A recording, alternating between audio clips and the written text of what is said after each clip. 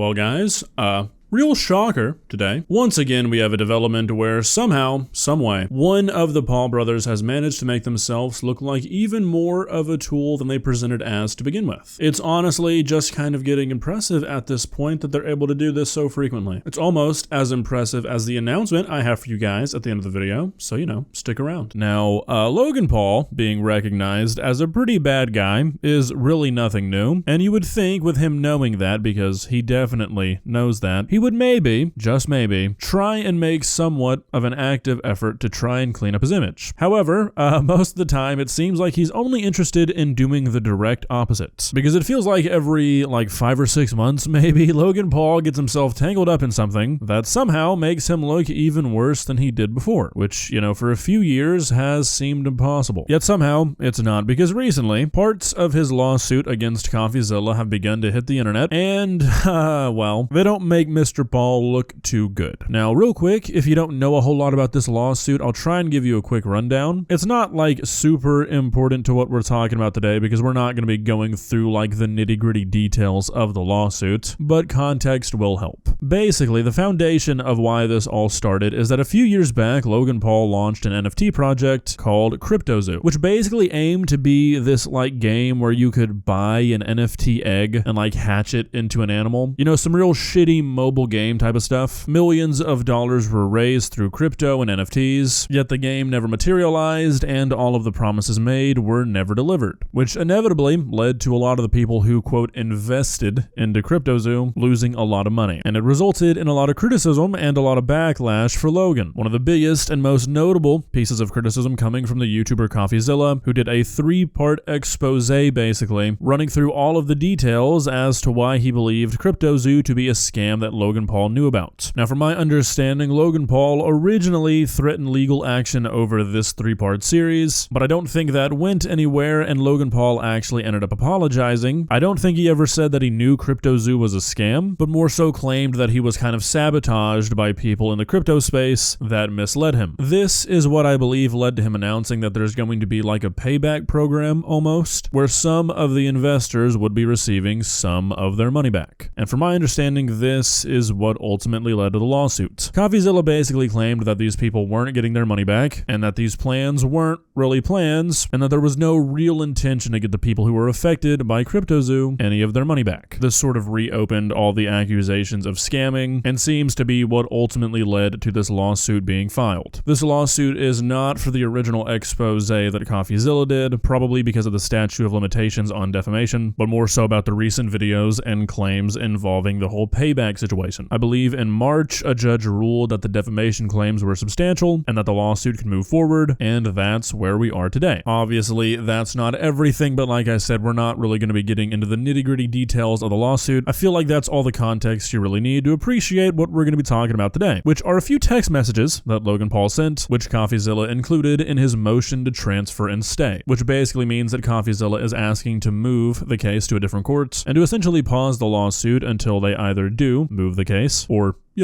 don't. However, like I said, that's not really what we're going to be focusing on today. We're focusing on these texts that Logan Paul sent that Coffeezilla included in these proceedings. And, oh boy, are they something. These texts make Logan Paul look like the world's dorkiest supervillain, but nonetheless still a supervillain. Coffeezilla was able to obtain some texts between Logan Paul and friends when they were discussing Logan Paul suing Coffeezilla. And the way he talks about this is just, well, honestly, very on brand. I was going to say lame or cringy or narcissistic, but really, now that I'm thinking about it, this is just sort of how I would expect Logan Paul to talk to his friends, especially about something like this. This all starts off by Logan saying lawyering up, suing this motherfucker into the ground. Then a friend replies, then everything will come out, court docs are public. Logan responds, so everyone will see what happened, for better or for worse. Which, who knows really what that could mean. One of his friends replies, to let others know it's not worth coming at you. There's a price price to pay. Logan Paul responds, "That's the idea. I see the momentum building because the throne is being shook right now," which is a pretty insane thing to say. Can't say for certain what he meant by this, but this really seems like he's implying that if you come at him, he's going to silence you through a lawsuit because he doesn't want his quote throne to be jeopardized. He follows this up by saying need to shut it down. One of his friends says public humiliation is always more effective, and Logan Paul says that he totally agrees. Now, we don't get the full text here. I don't know if this is like directly following up him saying totally agree, but the next thing included is Logan saying just to make his life difficult, and these proceedings here imply that this was meant that he's suing Coffeezilla just to make his life difficult, not because the lawsuit is actually valid. Now, here's where shit starts to get a little bit wacky. Logan Paul then says Zilla will pay one way or another. I will make sure of it. He follows this up with a little bit of that super villain flair I was referring to. He says, I want people who wronged me to suffer while I continue getting wins on their grave. What kind of anime antagonist I'm a badass in my head kind of bullshit is that? Anyways, as you can see, there are still ways for Logan Paul to make himself look even worse. After he did all that bullshit coming out after Coffeezilla made his videos, issuing the apology, I think at one point he even thanked Coffeezilla for making the videos. To put on that shitty facade after he was called out, all the while behind closed doors he's talking about dancing on graves, suing people just to make their lives difficult. Come on, man. I would say you're better than this, but evidence suggests otherwise. Now, there's no doubt about it. Obviously, these text messages make Logan Paul look really bad, but I'm curious to see how they actually end up being utilized in this case because, like, as shitty as it sounds, you can sue someone just to make their life difficult and still have a legitimate lawsuit, you know? Like, those two things are not mutually exclusive. Usually, you are suing somebody just to make their life difficult, you know what I mean? Like, anybody you sue, you are willingly suing. You're not forced into a lawsuit. You do it if you want to. Obviously, the sentiment is not great, but nobody's suing somebody to make their life easier, you know what I mean? So while it makes him look really bad, like morally, I don't know how much it's really gonna affect the lawsuit if what he's claiming to be defamation actually turns out to be defamation, which, you know, I don't really know how good of an idea it is to sit here and talk about what we think's gonna happen in a YouTube defamation suit, given what has happened with one of those recently. But honestly, I feel like Logan Paul had the reputation of a crypto scammer before CryptoZoo even came out. There was that whole like dink doink shit and then the Safe Moon stuff. I don't think that anything Coffeezilla said, even if it was defamatory, damaged Logan Paul's reputation any more than it already was. I feel like the internet has kind of given him a reputation of a bad guy and a crypto scammer far before Coffeezilla said anything, which it's been a while since I was taking law classes, but if I remember correctly, I'm pretty sure in the US that if a situation like that occurs, where if you defame somebody, but your defamatory statements don't cause any more damage to the person's reputation, it still might be found that you did in fact defame them, but the damages found might be little to none. And personally, I feel like it would take the best lawyers on the fucking planet to make an argument that Logan Paul has ever had a good reputation, period, but especially a reputation that was not one of a bad person /